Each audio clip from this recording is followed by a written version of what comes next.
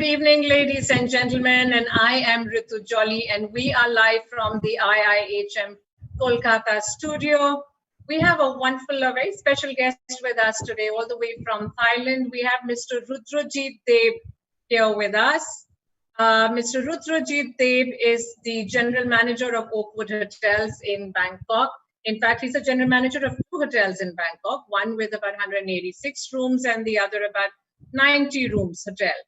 One of them being a pre-opening property. And in fact, Mr. Deb specializes in project management, in pre-opening hotels, as well as designing the operations of a hotel. So we have Mr. Rudrojit Deb here with us.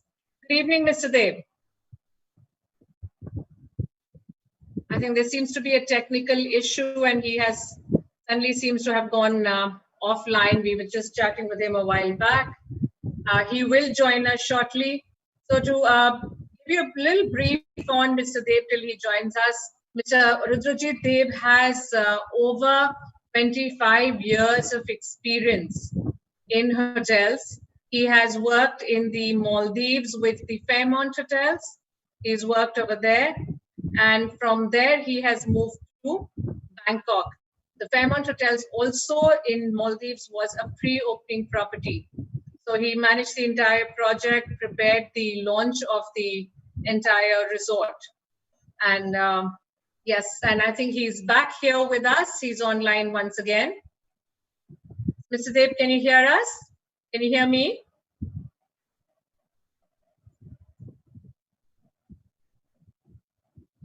Mr. Deb, can you hear me?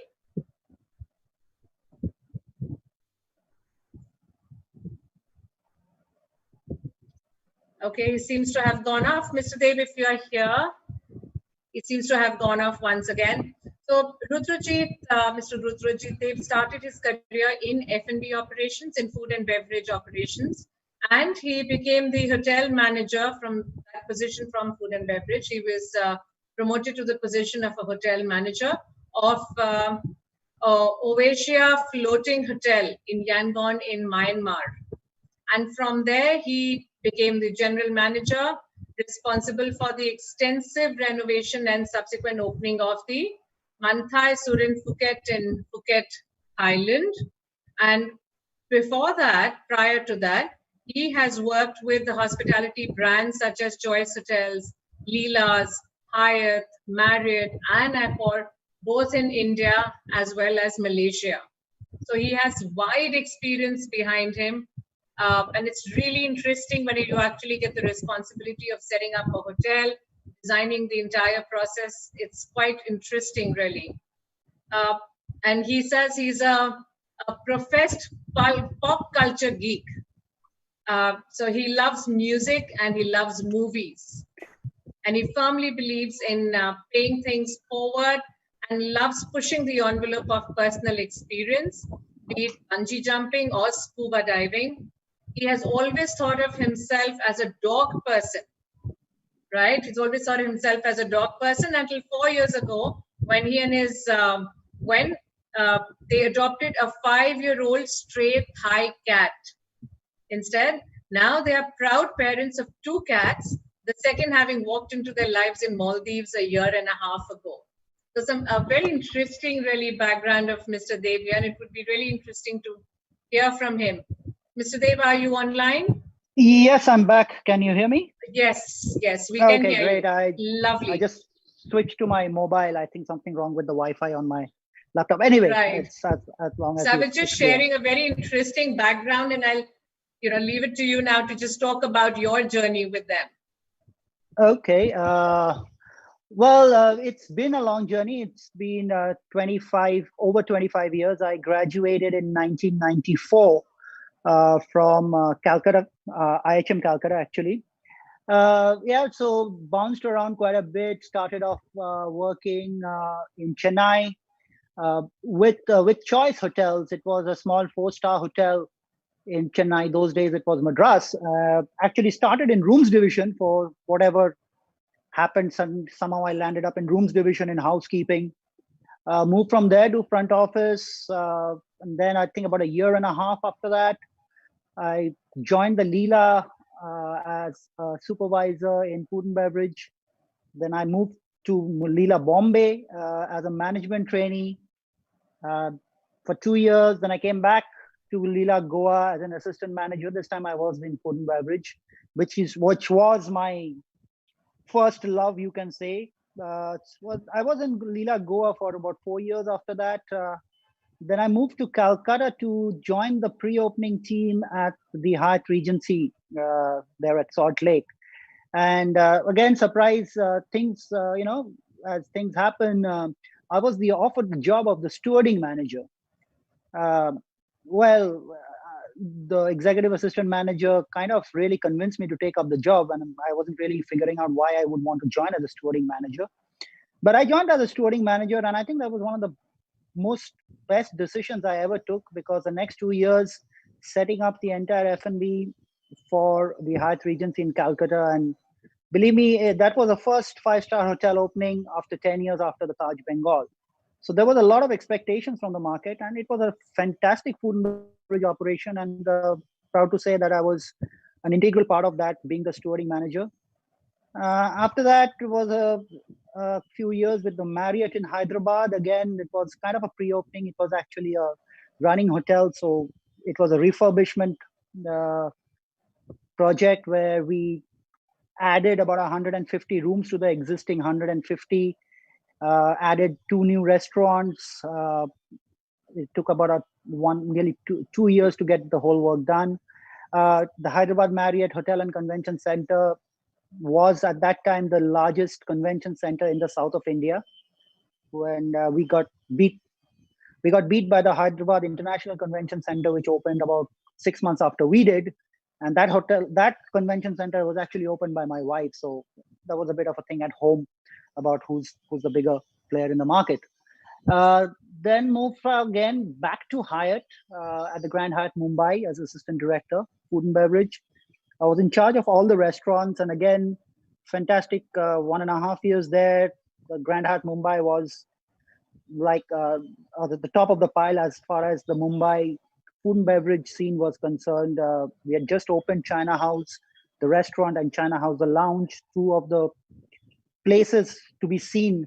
That was in 2008, 2010. Those was amazing, 2 amazing years. China House restaurant was probably the first restaurant in India where we actually started the whole seating, where we would have 2 seatings every evening, and you would get either a 7:30 seating or a 9:30 seating. There was no other times. You either had to come in at 7:30 or you come in at 9:30. And we had a waiting list for about 2 months for that restaurant. It was a fantastic 1.5 years. And then to Delhi, where I joined up with Accor to open the Pullman Gurgaon, which was Accor's flagship property. Again, beautiful 4 years setting up the hotel. I walked into the hotel when it was literally a hole in the ground. And me, the general manager and the purchase manager would be sitting in the basement of a under construction building in one room with one AC. And we would work to get the hotel running, which we finally did. That was in 2009 when we opened when I joined. We opened the hotel in 2011. It was 2 years, nearly 2.5 years. I moved with Accor to Malaysia after that to open another flagship Pullman property, which was the Pullman Kuala Lumpur Bangsar, 535 key property with massive banqueting and convention spaces and then 5 restaurants. Spent a couple of years there, started the hotel off. And then I was offered this unique opportunity to go to Myanmar to set up a floating hotel where the owning company had purchased a cruise ship, which was going to be converted into a hotel and moored at Yangon dock. So it just felt such a unique opportunity that I jumped at it. Myanmar was opening up in those days. This was in mid 2014. So went into Myanmar. Yangon was like the city of my youth, Calcutta of my youth. There was limited Wi-Fi, hardly any broadband. 3G was spotty at the best, but again, 3 great months. Unfortunately, the project fell through and didn't quite get completed. So my company, the company I was working for those days, asked me to move to Thailand, to Phuket, to take over a property which they had purchased, which they were closing down again for renovation, and asked me to, man the project, supervise the project there, the entire renovation project, and the opening of the resort, which is called the Manathai Phuket Surin Beach. A beautiful little 75 key boutique resort right on Surin Beach, one of the most beautiful beaches in Phuket. And I'm not being partial, but it is. Spent 2 years there, and then again, the company asked me if I would like to move to Maldives to help them set up a resort project over there, which I said, why not? Because I was kind of beginning to been in love with opening up hotels and resorts. So moved to Maldives, one small island in the northernmost corner of Maldives, to build and set up and start the resort, which was called Silufan Fushi, and which is right now a Fairmont resort. It's a beautiful 130 key, 110 villa, gorgeous resort up in the northern corner of Maldives. Spent 3 years over there. Again, literally went onto the island when there was nothing, and was really in charge of the entire project, right from the civil works to getting everything, building it all up, recruiting the opening team, setting up the resort and getting it open. And once that was done, that was the end of my contract, because that was what I was contracted for. So that got over, and decided to take a break for a few months. It took about 3 months off. And then I just moved to Bangkok in February with Oakwood, where I was actually coming here to rebrand 2 properties for Oakwood. And unfortunately, March onwards, things kind of went downhill with the whole COVID-19 pandemic happening. So business has kind of taken a hit. Things have slowed down. My hotel, as of now, is closed. The service apartment is still open because we had some long-staying guests. But overall, the business is pretty slow. I mean, non-existent as of now. It's not clear. We expect it to start picking up in another 2 to 3 months, hopefully by the end of quarter three. And then we'll reopen the hotel and start the rebranding process and turn it into the Oakwood Hotel Sukhumvit 11 Bangkok and the 10 Ekamai Suites by Oakwood.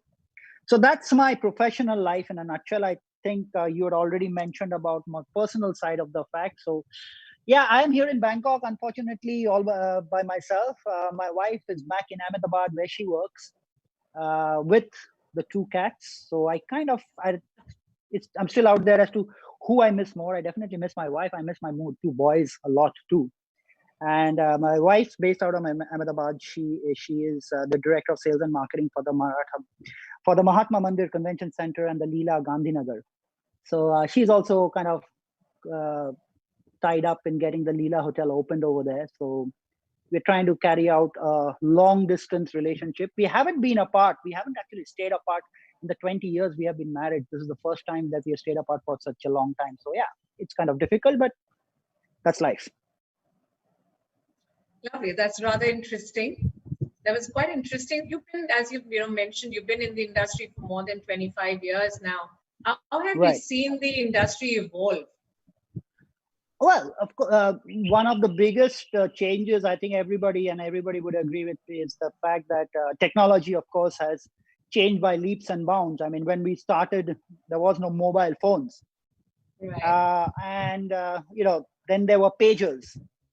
And then there were mobile phones, and now everybody has a mobile phone. So technology has changed. You have, that's just in terms of the hotel operation. So whether you're using the PMS systems, which have changed, we are now moving into the cloud-based PMS systems. POS systems have changed from having a cashier's cabin and a whole cashier team separately to the entire cashiering system going out of the window, and where the restaurant servers themselves are cashiers, and you have touch screens, and now you moved into tablets and remote ordering, and even Micros and most of the POS also offers you a cloud-based system. So yeah, that's operationally, of course, there. I'm an F&B guy, so obviously kitchens, lots of changes in technology coming. The combi ovens coming into play, sous vide cooking, a lot of technical little toys, which I call toys, which the chefs can use these days, and of course, cuisine changing. Different people are becoming more focused on specific cuisine than just doing a fusion stuff, but it's now more in terms of real. And of course, in terms of the business, huge change which happened about 8 years ago when the first online travel agents opened up. So the OTAs have really changed the game as far as sales and marketing of a hotel is concerned. Yes, they are expensive. You can't live with them, but you have to, you can't live without them either. Every hotel, every brand is trying to increase their digital presence, whether and of course that's also a game which you're always running to you're literally running to stand still, because every day a new channel opens up. First there was the OTAs, then there was Google Travel, then you had Facebook coming in. Now you have Weibo from the Chinese market, people booking on WeChat.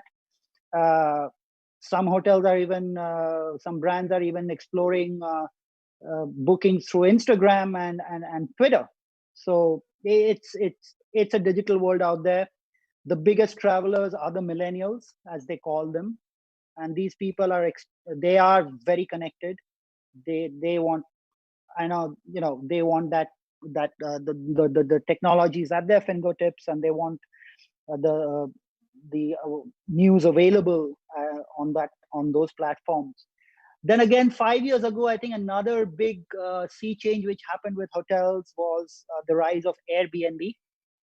That, of course, kind of really impacted hotels a lot, especially with the young millennial crowd, because they were looking for much more a travel which is more connected to the place where they're going to. So Airbnb offered them this, where they could actually stay in somebody's house and experience the local culture.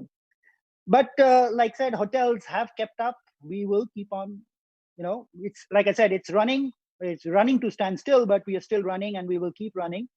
We will keep exploring near all the new channels which come in, and things will move on. I mean, that's the way of technology, and that's the way of the world. So yeah, those are the big changes which has come.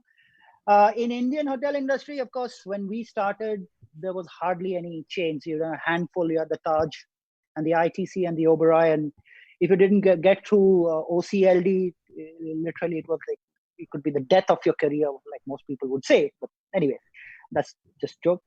But now after that, we saw Marriott coming in, then the Hyatt, Accor, IHG, so opportunities, and then of course the mid-market brands have really made a big impact, and they are growing. So talking about the Sarovars and the Park Plazas, they're doing some great work there. They are creating some great hotels, and that's also the way, moving forward. That's the segment that's going to grow and keep on growing, the mid-market and the budget segment. So yeah, all those changes, it's over the 25 years, there's been a lot. Yes, definitely. Yes, a lot of changes. Technologies, of course, played a very, very major role in all the changes that have happened over the 25 years. And now post-COVID, of course, technology is going to play an even bigger role now. Most definitely. Absolutely. I mean, when you recruit youngsters, as we have a lot of youngsters here watching this session today of ours, when you recruit youngsters, what kind of attributes do you really look for? To be honest, the one thing, and probably the only thing I would look for in somebody, a freshman, straight out of hotel school, is just the attitude. I personally, and this is just me, all right, I'm not saying this is everybody or this is the way to go. To me, knowledge isn't so important. Knowledge can be taught. Skills can be learned. It's just about the attitude, whether the person who walks in has the attitude. Now, to be honest, Ritu, you have all these interview questionnaires and you have all these interview forms, and you go through that, you tick off all the boxes and you go through all the questions, but at the end of the day, it's also, I hate to say it, it's also something like a gut instinct, where the way the person walks in, the way the person talks, the way the person just sits down, presents themselves. That's something which you cannot, I don't think anybody has ever been able to capture on a questionnaire. And that's something which the interviewer has to understand. And it's just a matter of years. But yeah, it's all about the attitude. As I said, knowledge, skills can be taught. And honestly, sometimes I have met people who, and I'm saying I'm not. I have come out of a hotel school too. I am a result of that. I'm a product of a hotel school. We come out with very fixed. Sometimes we come out with a very fixed mindset that, okay, I am F&B and I will only do F&B. All right, I only know F&B. I am not good at rooms. I'm not good at housekeeping.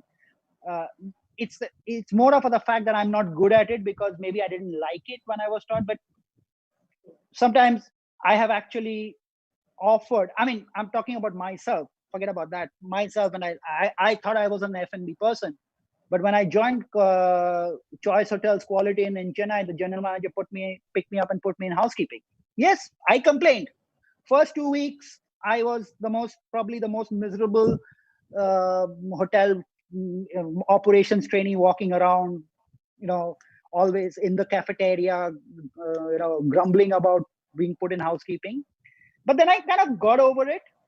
And then the next 6 months was a fantastic, I just worked at it. I said, it's been put on my plate. I might as well make the most of it. And I've also met quite a few freshmen with that kind of a mindset, which I had, saying that, oh no, I can't do it. Try it out. There is no harm in trying out. If the interviewer who's sitting across you is definitely somebody who has more experience, if the person says that, listen, I don't think F&B would work for you, but I really think you could work in reservations, take it up. You never know. It's something you could. It could be a latent talent which you have, which you've never realized, and you could make a career out of it. And at the end of the day, I think everybody would like to become a general manager of a hotel. Of course, you cannot be the master of all trades. You end up being master of none. You try and be a jack of all trades. So it's always a great opportunity if somebody says, the interviewer says, hey, listen, forget it. I don't think you're going to be I don't think you'll work in front office. I think you will be better in sales. It's an opportunity. Main thing is at the end of the day, an opportunity in hand is worth nothing in the bush. You have it in hand, take it up. Yeah. And you can always learn something new. Again, coming into Hyatt Regency Kolkata, from a hardcore F&B, running the bars at the Leela Goa for 2 years. And then when the executive assistant manager said, oh, actually, we thought we would rather have you on as the stewarding manager. I was like, I'm a bar manager. I was hoping for something front of house. No, we think you could do better back of house. She convinced me. She convinced me to take it up. The general manager convinced me to take it up. I took it up 2 years. I've never regretted it. I had a fantastic time. I learned so much, and it actually helped me later on in planning food and beverage operations. Because as I said, it's all about attitude, and it's also about, and that attitude includes the fact that the person should be open-minded enough not to get work with have the blinkers on, saying that I can only do this or I can only do that. That's all it is. Absolutely, and I think multi-skilling is the call of the day really now.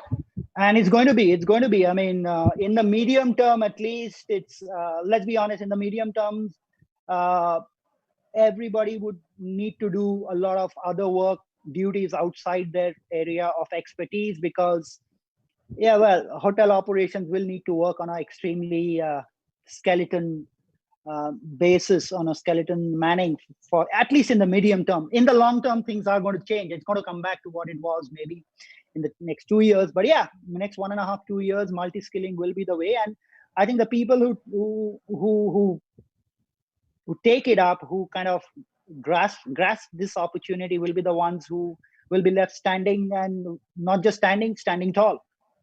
Absolutely. Likewise, like you just said, right down from bar to stewarding. And that's what I think stood you in good stead as you moved along and gave you better knowledge and experience. I'm sure that was very helpful for you when you actually worked on opening hotels. Yes, of course. Right. What message would you give to aspiring hoteliers, to students possibly who are thinking of pursuing hospitality management today? I mean, you're talking about somebody coming in freshman, like That's right. into hospitality. Yes. Well, I mean, as I said, I've spent over 25 years now. I've loved every minute of it. It's industry.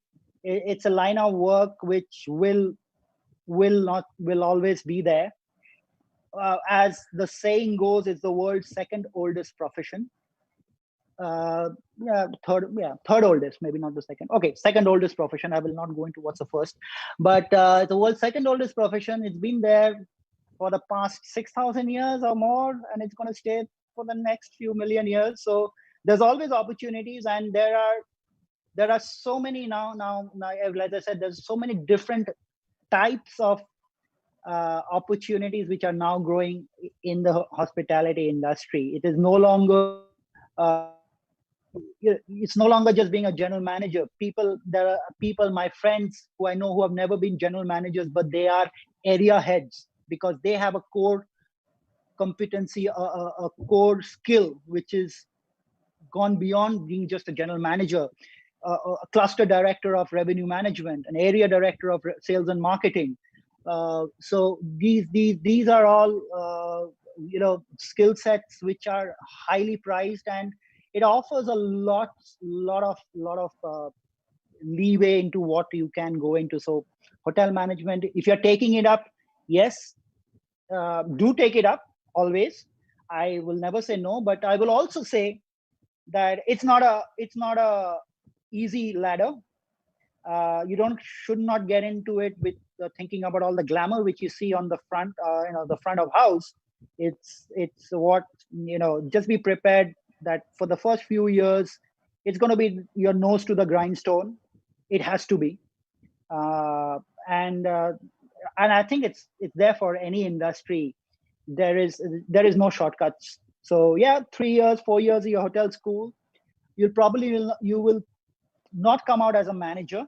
It will take time, 5 or 6 years before you can become a manager. And I would always say, take that time to learn, because experience is a word which wasn't put in the dictionary just because somebody liked it. It means something. And so yeah, it's an industry which will always bounce back. It's always the first to get affected, but it's always pretty much one of the first to always bounce back also after any kind of depression or recession, whatever you want to call it. It's always that. So it's always a great career move. 25 years, I'm happy. And not just me, my wife and I both, 25 plus years we have been doing it. We wouldn't think about doing anything else. Lovely. What would you say has been your mantra of success? My mantra of success is, as I kind of just said, it's all about taking your time before you move on. You decide to take up the next promotion or the next level. Opportunities will always come. You will always get a better position, probably paying a bit more money at the next hotel. But sometimes you just need to sit down and think it over. That are you really ready to take that position up? Being a manager is not just about running a restaurant. I'm just talking about the first step up from an associate, which is, I'm not even talking a supervisor, I'm talking about a manager. You're not just managing a restaurant, or you're not just managing the front desk. You're managing a team of people. Their life, their career is your responsibility, and it's a big responsibility. It's not just, there will be a team of 10, 15, 20, 30 people who look up to you, who expect you to help them step up into the next. So my mantra has always been not to rush things. And my second mantra has always been that and it's kind of it's not a mantra, it's something which is, again, it's a basic management, is the one thing which you can always share is your knowledge, because when you share your knowledge, you build up somebody to take your place. And if you do not have somebody to take your place, you can never move up to the next position. It's a fact. So that's been my two mantras. Take it slow. There is no hurry. Everybody's going to live up to going to work up to 60, 65 years old. So, when you start at 20, you got 45 years to reach the end of your career. That's nearly half a century. So there's no rush. Take time, because remember, people, when you become a manager, as you grow up, there are people whose lives depend on you. This COVID-19 thing is, I think that's something which has brought it up to managers all over the world, because you're in this extremely unenviable position where you have no revenue, you have no money, but there are people who are looking at you to say that, hey, I've got a family, what do I do? So it takes time. There's no rush. That's my mantra.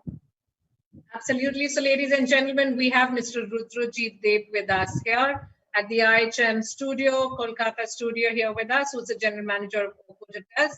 He says his two mantras is one is take it easy, because yes, experience is very, very important in our industry. And of course, developing your team members is also very important. So, Mr. we have a couple of questions here that the students wish to ask you. And the first one is that if they take up housekeeping as their department of specialization, can they become a general manager in future? Okay, this is for everybody, not just the people who asked about housekeeping. It is the people out there who are looking at food and beverage, who are looking at front office as a kitchen. Operations is great. It builds you up. It provides you with a background. But as you move up the ladder, a general manager, remember one thing, the general manager is the number one salesperson of that hotel. You need to develop yourself into a sales and marketing professional. That does not mean that you have to spend time and want to have to work in sales. It's just a matter of sitting down with the sales people, understanding what the markets are. At the end of, remember something, general managers first and foremost is to bring in the business for the owners of the property, because that's what the owners are. Owners are here to make money. So if you want to become a general manager, you're starting in housekeeping, fantastic. You become an assistant housekeeper, but make sure you make your friends in sales and marketing. Sit down with them, ask them, when they make their presentations for their sales, regarding their sales plans, ask them to have a look at it. Ask them the questions. Ask them where is the business coming from? What are the markets the business coming from? Which countries provide you the biggest number of guests? What are the different channels? So sales and marketing, you'll have to develop that in itself. Again, there is no shortcut. You probably you can't just become a sales manager overnight. You will also have your regular duties, but like I said, your biggest friends will be the sales and marketing. And this is going out to all the F&B guys, especially, because believe me, I haven't been an F&B guy, and yes, I've had my share of differences of opinion, if I want to put it, with the sales team, but I've learned that they're the ones bringing the business. So you need to learn about sales and marketing, about where the business comes from, and that's where you want to become. That's where you go on to become a general manager. Sales and marketing, and if you can figure it out a little bit of time, revenue management. But sales and marketing is the most important part of it. Just the basics. Right. Another question is, what were the challenging time? What were the challenges that you faced, or the most challenging time that you faced while you were in F&B? Most challenging time. Oh, I mean, what can I say? I mean, initially, I mean, any day you do operational challenges are so many. There is always it's a daily thing. To be honest, one of the most challenging things which I face, and if you don't mind me saying this, Ritu, And I'm putting it out to all your students over there, especially the F&B people who would like to be in F&B. My biggest challenge is, has been able to find some of the correct people. It's again, I can't say it's about the correct people. It's just that people giving up too soon, because it's a hard life. So I mean, that's been, but honestly, really, everything else, it's regular. I won't say nothing major. Yeah, but I guess, don't you think if one is passionate about, if you're passionate about what you're doing, then you don't really look at it as hard work, right? Correct. So that's exactly when going back to when we were asked about what you're looking for, and in a freshman, sometimes I guess people also get into the blinker that I've been liking F&B, so I can only do F&B, and then you find out that you really don't like it because of the other things attached to it. It's not just about wines and great looking food. It's a lot of hard work about lifting tables and wiping plates and cleaning floors, and pulling a double shift on the day of your birthday. So yeah, that's sometimes, maybe that's what you could at least look at it. If somebody's offering you something outside that, you can take it up, try it out. Yeah. So what should be their motto as a fresher? They would all be joining the industry. A number of these students who are online today would be joining the industry next year. So what should be their motto when they join any property? Okay. To be honest, over the next year, situations will be different. I think everybody understands that. So again, I'm going back to what I said. If you're getting an opportunity, irrespective of what it is, take it up. It's all about getting your toe into the door. Doesn't matter if it's a waiter, doesn't matter if it's a room attendant, does not matter if it's a bellboy. You get your toe in the door, and that's the main thing. Don't give up on, don't turn down anything which you feel, oh, I have studied for 4 years, why should I join as a bellboy? I think the CEO of IIHM was a bellboy in started off as a bellboy in one of his hotels. So it's I don't know if it's IIHM or whether it's Disney. Disney World, Disney Hotels. I think the CEO started off as a bellboy. So you just take up the opportunity. That it's a hotel. You've studied hotel management. You have not studied F&B management. You have not studied front office management. You have not studied housekeeping management or sales management. You have studied hotel management. It's a hotel. Get your toe into the door, and then it's up to you. If you can stick it out, and if you can, you prove yourself. The sky's the limit. Absolutely. I think very rightly said. It is, the sky is the limit, and what really counts is the experience that you have. And I think every level as you grow, it's just better because your foundation is just so solid when you really begin that way. Most truly. Fantastic. That's really nice. So, with this situation being the way it is, and of course, most of these students would be joining only about next year or so. Given this particular situation, what are the changes that you are bringing about in your hotel? Post the pandemic, I would say, post COVID. To be honest, Ritu, it's everybody's talking about a lot of things as to how hotels will happen, how hotels will operate. Yeah, the new normal. I mean, there's been lots said. To be honest, a lot of it also will depend on how local governments, how they apply, because that would go a lot. That would actually be effective. Be more effective as to what are the regulations that the local government puts in place. All right, so that's the starting point. Right now in Thailand, yes, the Thai government, the Tourism Authority of Thailand is launching a program called SHA, which is the Safety and Health Administration. However, we still don't have the details of it. But yes, what they have said is hotels need to get a certification. Now, we don't know what are the requirements. So I am just waiting to get these before, because at the end of the day, I am the gatekeeper of my owner's funds. I can't just go out and say, oh, let's do this, let's do that. And then the government says, oh, no, you have to do something else. Then I'm going back again. So to me, it's more of a wait and watch. So I'm not committing on to say what we will do. Yes, one thing I do again, and unfortunately, I would like to put it out there. One thing which will affect is again, it's a medium term. It's not long term. It's in the medium term. Short term, we're not even talking about. Short term, nothing going to happen.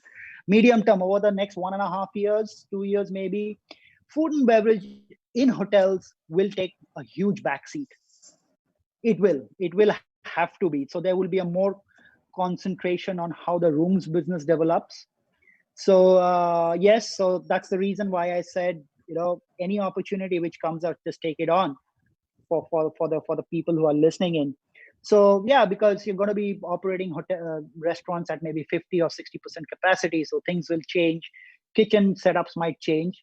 But again, I don't want to commit as to how we will do it. I'll just wait for what the government tells me and then build from there. It's much easier to do that than to go back and forth. Right. Lovely. That's been a very informative session, and I think some very good and valuable advice that you have shared here with everybody, with all the students here.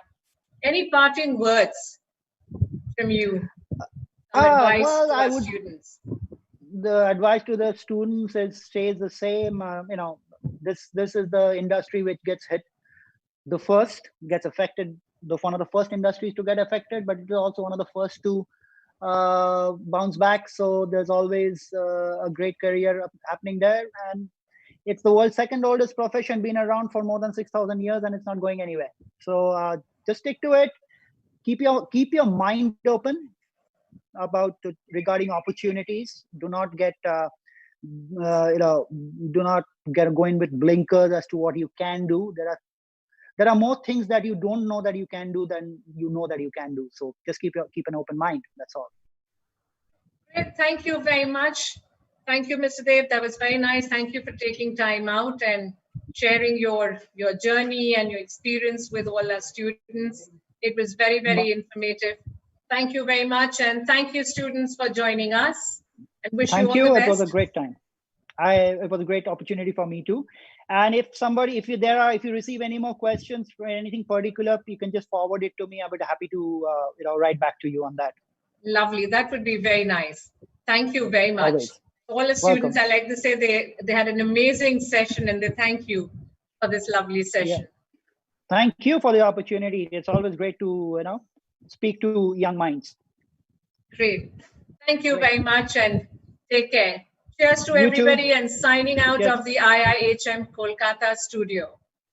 Stay safe. Have a good evening. Thank you, and likewise to you too.